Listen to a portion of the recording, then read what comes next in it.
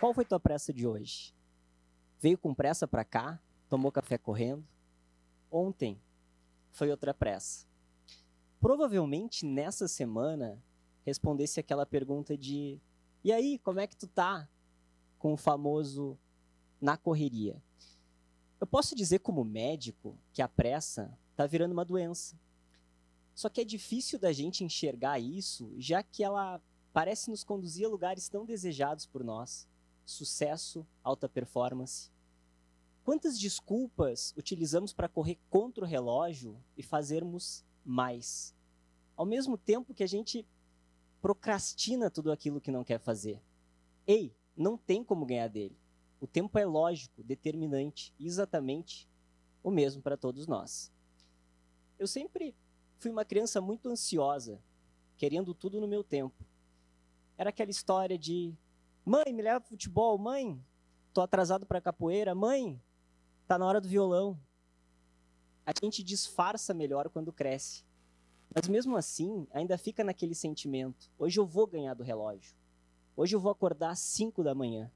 E não, eu não estou aqui para te fazer esquecer sucesso, produtividade, não. Eu estou aqui para te dizer para viver o presente e aproveitar. Tu podes conseguir tudo isso e muito mais, com menos risco de doenças oftalmológicas, falando algo da minha prática. É de senso comum que ansiedade, estresse, a pressa pode sim levar a doenças cardiológicas, psicológicas, mas também ela pode afetar a qualidade com que enxergamos. Existe uma doença chamada de serosa central que acomete a mácula, região central da retina, região responsável pela nossa visão de cores e detalhes e está associada com essa louca vida que levamos. Quantas horas tu passa no teu celular por dia? A Organização Mundial da Saúde determinou que estamos vivendo uma epidemia de míopes pelo excesso de uso de telas. A Academia Americana de Oftalmologia estimou que, em 2050, metade de nós seremos míopes. Hoje, Japão e China já apresentam uma média de 80% da população sendo portadora de miopia. Então, são duas potências no que tange alta produtividade e nos servem de alerta. Então, num sentido literal, a miopia pode ter, sim, relação com os nossos hábitos. Agora, no sentido reflexivo, teria miopia relação com a pressa que eu falei? Vamos refletir junto. A miopia, de uma maneira leiga e simplificada, é a dificuldade de enxergar de longe. Então, vamos tendo dificuldade de enxergar objetos a uma distância maior dos nossos olhos. Na vida, a pressa pode ser considerada a nossa miopia. A gente está tão apressado que esquece de visualizar o plano. Ou até visualiza, mas é tanta informação, tanta coisa, que a nossa cabeça está tão cheia de atividade que o sentido do que a gente está fazendo se perde no meio do caminho. Vai dizer, já passou por aquela sensação de viver o dia inteiro e nem lembrar do que comeu no almoço? Pensa comigo, quando foi a última vez que tu viveu aquele momento que não queria que tivesse acabado? Eu lembro que aos 20 anos eu pulei de paraquedas. Eu estava numa viagem para a Austrália com os meus amigos, e aí chegando no hostel tinha lá um anúncio: salto de paraquedas. E um amigo meu me inscreveu. Eu era daquelas pessoas que quando diziam eu duvido, eu tinha que fazer. Então não deu para dar para trás. A van chegou para me buscar já naquela madrugada, e chegando lá, claro, eu estava apavorado. O instrutor de salto chegou para mim e perguntou: Ramon, how are you feeling? Eu disse: nervous. Ele me olhou nos olhos e respondeu: nice. Não era a resposta que eu esperava ouvir. Geralmente, nesse momento, a pessoa te tranquiliza, te acalma. Mas eu percebi que ali ele tinha uma sensação de admiração ou inveja. Afinal, ele não tinha mais aquele sentimento. O que é pular de paraquedas para um instrutor de salto? Mas a emoção do primeiro salto me deu uma nova perspectiva da duração do tempo. Eu podia ali naquele momento ser pessimista, considerar que seria uma experiência desagradável, ou pior ainda, acontecer um desastre, e aí meus dias, minhas horas, obviamente, acabariam aqui. Ou poderia ser otimista, entender que seria uma experiência única, incrível, e eu ia lembrar disso para o resto da minha vida. Eu aproveitei, ainda bem. Não deixe de pensar que talvez naquele momento fosse a versão realista tentando afastar esse desconhecido de mim.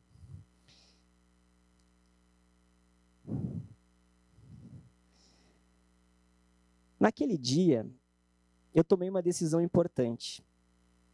Mas quantas decisões nós tomamos nos nossos dias comuns?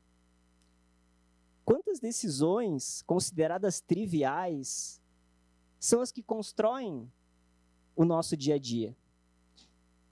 Nós temos uma escolha a cada amanhecer. A gente pode ser pessimista, acordar achando que não vai dar tempo de fazer todas as nossas atividades e tornar o nosso dia em puro estresse, num piloto automático. Nós podemos ser otimistas, levantar e achar que vai dar tempo de fazer tudo e, obviamente, não deu tempo de fazer tudo. E a gente pode ser realista, entender que tem que priorizar. E aí pode, claro, ficar chateado porque queria ter feito mais.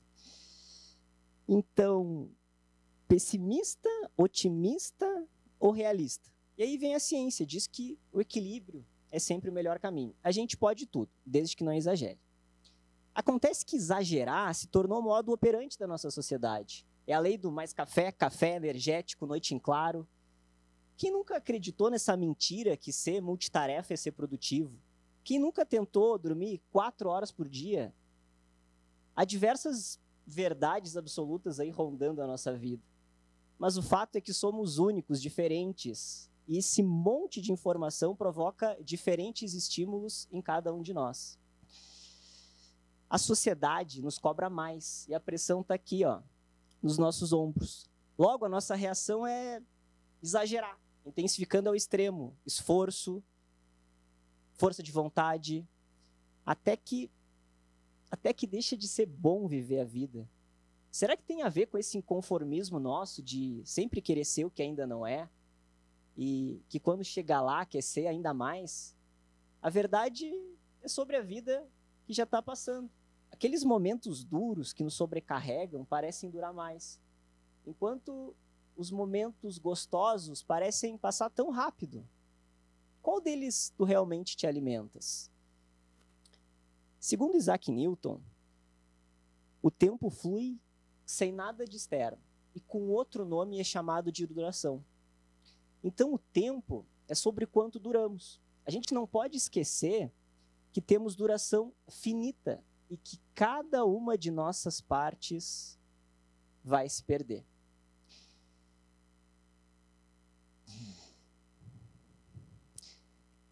É difícil de falar isso, mas tudo que temos na vida é agora, um instante. São os instantes que mudam a nossa vida. São eles que nos fazem aguentar esse cotidiano apressado. O instante que mudou minha vida foi quando eu ouvi o coração do Pedro, meu filho, pela primeira vez. Ele virou meu jogo, me deu significado à minha vida, só que ele me fez entender a versão mais cruel do tempo. Ele passa. Esse sorriso me fez perceber que o tempo não está do teu lado ou do meu. Os dias são implacáveis com as fases que queremos que sejam mais duradouras que outras. Por sua vez, o tempo é justíssimo, tendo as mesmas 24 horas todo santo dia. E parece que é pouco, né? Quem nunca disse, se eu tivesse feito aquilo, se eu soubesse disso. Só que o passado, ele não permite edição, reprise. Aconteceu. Ele é o responsável pela tua maturidade. A pressa, nesse sentido, é uma ironia. A gente corre para que nossas atividades durem menos e, ao mesmo tempo, façamos mais, deixando no caminho o mais importante, viver essa duração, essa fatia preciosa de tempo. Eu estava lá, no primeiro ano do Pedro. Só que eu não posso revisitar todos aqueles momentos deliciosos que a gente viveu. E pior ainda, Eu sei que o tempo vai apagar mais da minha memória tudo aquilo que a gente passou. Mas quer saber? Tudo bem. Porque eu estou pronto. Eu estou pronto para viver o próximo momento com mais atenção aos instantes, aos detalhes, às brincadeiras, às descobertas, mais atenção à vida de fato. Quantas vezes eu desejei ter mais horas com Pedro? Quantas vezes tu desejou ter mais tempo naquele momento? Quando a gente não tem um controle absoluto sobre o tempo, é bom a gente aproveitar esses instantes. Um dos meus favoritos é quando eu chego em casa, dou um beijo no meu filho, um abraço na minha esposa e me acalmo. Naquele momento, eu esqueço todos os desafios que eu tive no hospital e aproveito aquele momento que eu me permito viver. Viver em paz é para poucos. Eu ainda não cheguei lá. Mas eu espero que tenha uma fórmula além do tem equilíbrio. Se tu tinhas a expectativa que eu trouxesse uma solução para a tua falta de tempo, eu vou te decepcionar. Queria eu ter esse segredo. E eu sei que está cada vez mais difícil da gente viver no agora, porque a rede social pede sempre para a gente viver no depois. A repercussão, as curtidas, as views. Esse contato simultâneo com a vida do outro nos garantiu que a existência, que o espaço físico entre nós, ele deixasse praticamente de ser percebido. Nós somos simultâneos. Logo, tudo parece demorar mais do que deveria. Eu vou dar um exemplo que confirma esse meu pensamento. O semáforo fecha, e quando ele abre, o cara que está atrás quer ir primeiro, ou tu que já sai logo acelerando. A gente está sempre nessa sensação de estar atrasado. O trânsito é o reflexo da nossa sociedade. A gente está sempre correndo atrás e sempre apressado. Essa sensação de menos tempo, ela é comum a mim e a ti. Então, resumindo, a gente está sempre correndo atrás. O que ninguém consegue definir é correndo atrás do quê? Essa é uma frase de um filósofo chamado Zygmunt Bauman, que ele tenta entender o porquê dessa nossa busca desenfreada. Eu não acreditei quando me disseram que depois dos 18 passaria tão rápido, que num piscar de olhos eu já ia estar com 30. E hoje eu sei que eles estavam certos. Por isso que eu não ouso mais desperdiçar meu tempo com coisas insignificantes, senão vai parecer que a minha vida foi um sopro. Uma dessas teorias que procura explicar que o nosso tempo é curto, logo devemos nos apressar, diz que a culpa está na rotina. Chama Paradoxo das Férias, da escritora britânica Claudia Raymond. Ela sugere que a nossa percepção do tempo tem a ver com as primeiras vezes. Te explico. Até os 25 anos, a gente tem várias primeiras vezes. Primeiro beijo, primeiro dia na faculdade, primeiro salto de paraquedas. Depois desse período, as primeiras vezes elas tornam-se menos recorrentes, né? Por isso que quando a gente sai de férias, conhece pessoas novas, lugares diferentes, a sensação é que quando a gente chega em casa, meu Deus, quanto que eu vivi nesses 5 dias? Parece que foi muito mais.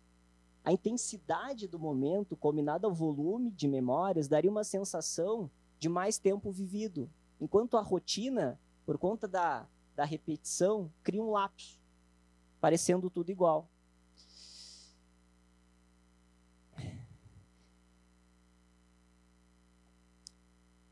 Essa teoria, claro, ela é muito mais complexa do que eu simplifiquei aqui. Mas o objetivo de eu trazer ela para cá é refletirmos. Por que a gente está esperando as férias para construir memórias? Se for assim, os nossos anos estão resumidos aí 30, 20, 15 dias. Algo que a gente não pode normalizar. Para de esperar para começar a viver quando casar, quando emagrecer, quando terminar a faculdade, quando. O importante não é o quando, o importante é o agora. Curte essa estrada, curte esse caminho, ele vai dar mais significado à tua existência. Então, vamos ter consciência do momento. Eu te convido a incluir 5 estratégias que vão otimizar a tua percepção do tempo.